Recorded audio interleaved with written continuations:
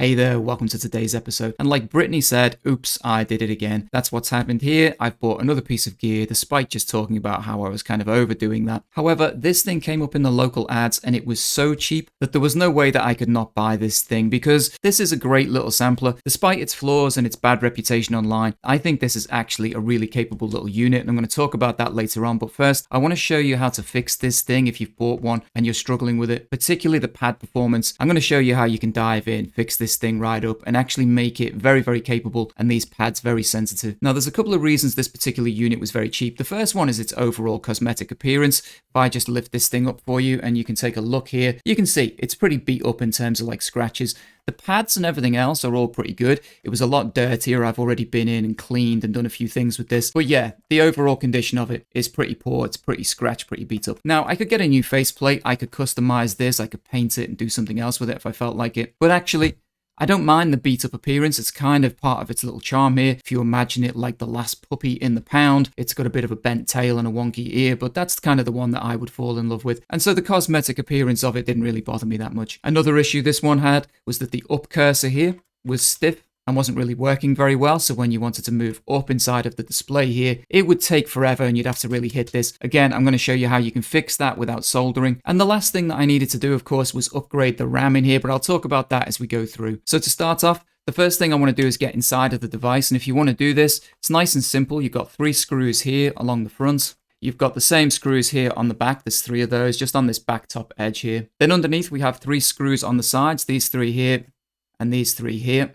Now, don't be tempted to unscrew these 2 here. They are holding some components inside. You don't need to take those out. Just leave those alone. Now, before I dive in and take the top off this thing and we take a look at the pads and everything else, I just want to show you the playability of the pads in their current form. Now, we're going to start with full level because that's what generally most people have to resort to in order to use this device. But it still takes a certain amount of force with your fingers. It's not an enjoyable playing experience, even with full level enabled. Unfortunately, it's very difficult to demonstrate how much force I'm applying here, but maybe you'll be able to hear it through my microphone as I'm hitting these. I really need to hit them with quite some force to get them to play.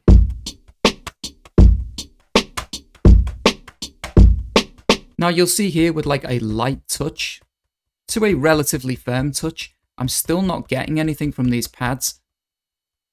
I'm hoping that comes across in the microphone there, how much I'm still hitting these and we're getting nothing. Oh, we got a little something then as I started to really come in there. That is with full level enabled, so they're not fantastic. If we switch full level off, it becomes even worse. So now we should be able to play these pads with velocity enabled, so we should be able to get quieter notes and louder notes. Technically you can, but my God, would you have sore fingers by the end of a session.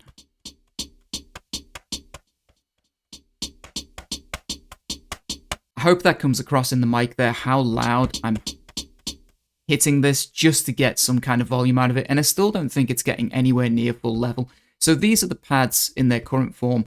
And I think they are one of the big problems people will have with this device. So let's see what we can do to fix this thing. Now, I've gone ahead and taken out the screws, which I showed you earlier. And now what you can do is you can just apply a little bit of pressure to this top. I would start with the top left corner here and try and pull this casing up a little bit. It takes a second, especially if it's not been off. And you can lift it up like this a little bit. And the advice that I saw on MPC stuff is that you need to kind of shift it over to the left a little bit, if you can, and then lift up and then shift it over to the right and then pull it out of the way. And that's one of the great things about this device is that it's so tiny, there's not many components inside, so doing fixes and repairs on this thing is pretty simple and pretty easy. Also very easy to just get inside of with the 12 screws, undo those, you're in about 2 minutes. Now let's talk about the tact switches first. Tact switches on old MPCs, you will notice there's plenty of repair videos on YouTube about these. They seem to fail quite often. And if we look at the top here where these cursor buttons are, I'll have to just take this little knob out of the way. There are 2 little tabs on the side of this like cursor button cover. You can just pop those out. You just need to push the 2 tongs in at the side like this. And you'll see we get access to our tact switches. And it's the same with these buttons underneath here. They just have these little tabs here that you can just push in and then pull them out of the way to get to the tact switches. You can also remove the board if you want with a few screws and lift that up, but you don't really want to get too involved if you don't need to. Now, unfortunately, when I bought mine, this top cursor arrow button here, which would be this top tact switch in this like little cross of tact switches here, was pretty non-responsive.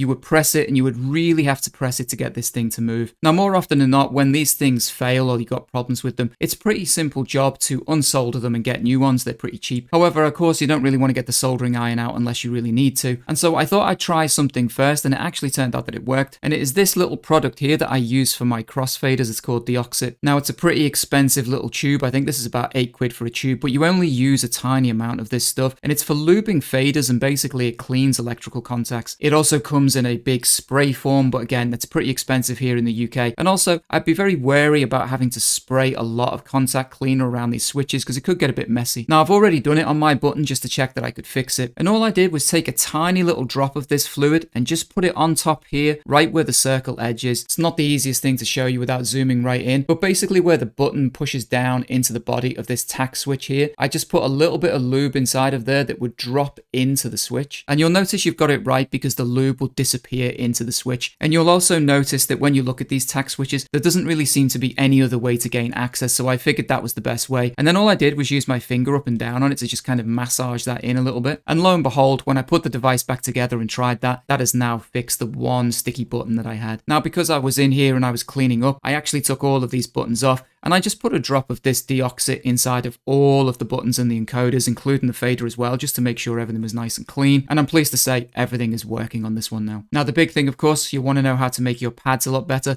So you simply need to remove this pad sheet here, and it just has these little prong tabs. You can just pop this thing up.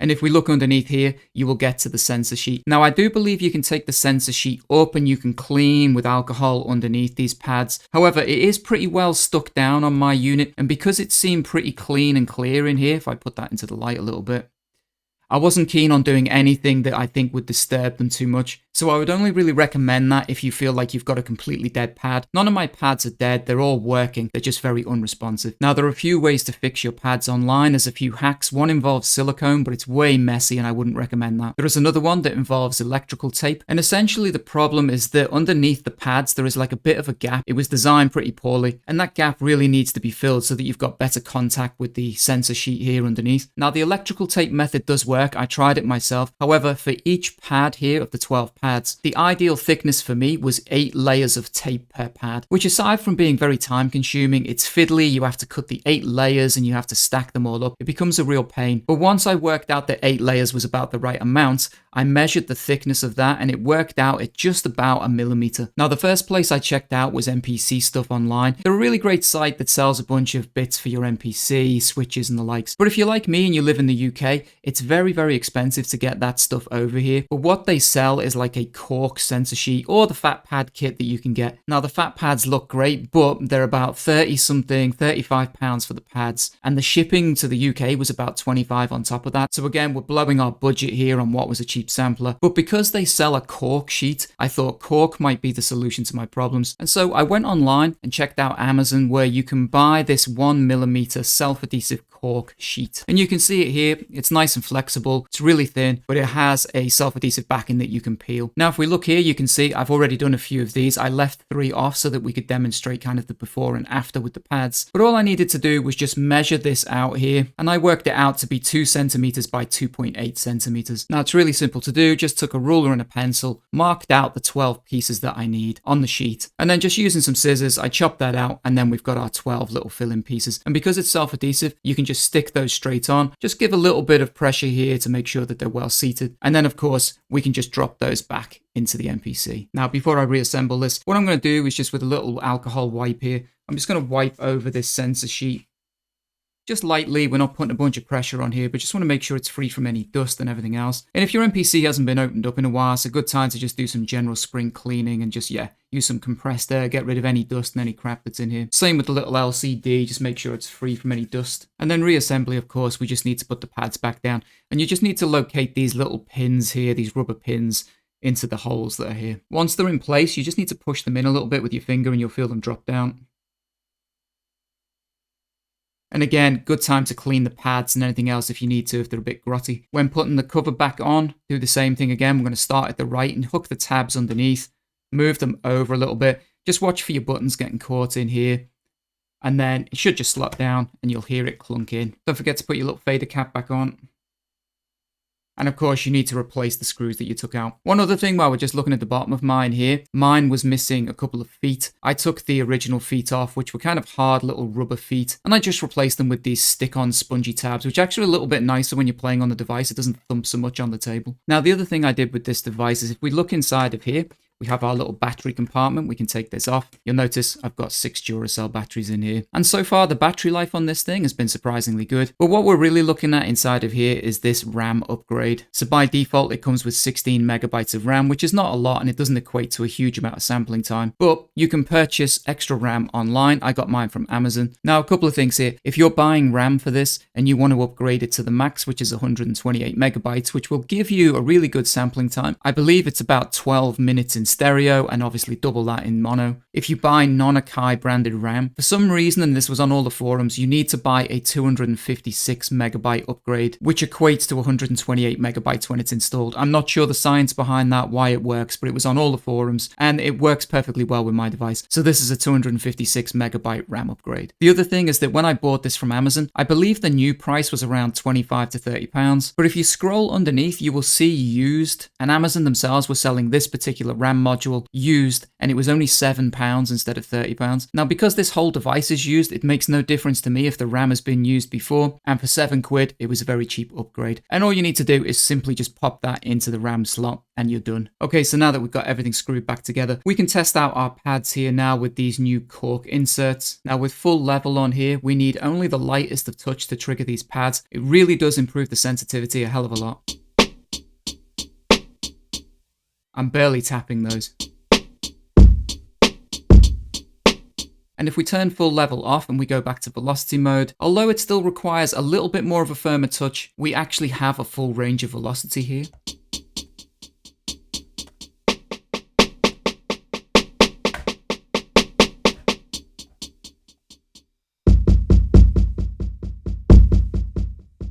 You can hear that velocity range coming up and down. Arguably now, these are better than the SP404 pads for me, because I've always struggled trying to get a decent velocity sensitivity setting on these things. So now with these cork pads installed, I actually think this is a really fun, capable little device. Now, I'm not going to deep dive and go into all the functions and everything of this. I'll save that for another video at another time. But what I do want to say is when you're thinking about gear like this, aside from the pad issues, which we've addressed now, I think this is a very capable little device. It certainly beats the pants off like the KO2 by Teenage Engineering, because this thing does a hell of a lot. It's got resampling. We've got a ton of sampling time. We have much better polyphony, so I believe you can play 16 stereo samples and 32 mono samples at the same time. It's built much better, despite mine being a kind of old and scratched up unit. This thing is like a mini little tank. It's nice and solid. It has a fader on it like the Teenage Engineering. However, Akai was smart enough to put a flat button on it so it doesn't get snapped off. It runs off batteries. And other than the fact that you can compare it against its bigger brother MPCs, which have more in-depth sample chopping, I think this is actually really, really powerful. It only has a small screen, but like the SP404 Mark II, it has a bunch of shortcuts that you can use the pads for to get where you want to go. And sample chopping and everything else is still possible. It's just done a lot more by ear. You still get mute groups, you still get a bunch of other things in here. And as I said, we'll explore that in another video. But for today, I just wanted to show you how to fix up your pads and a couple of other things if you bought one of these things. But keep an eye out for these on the market. If you see one that's cheap, I would highly recommend buying one. I think they're a great little device. I hope this has helped you out. Take care. I'll see you guys in the next episode.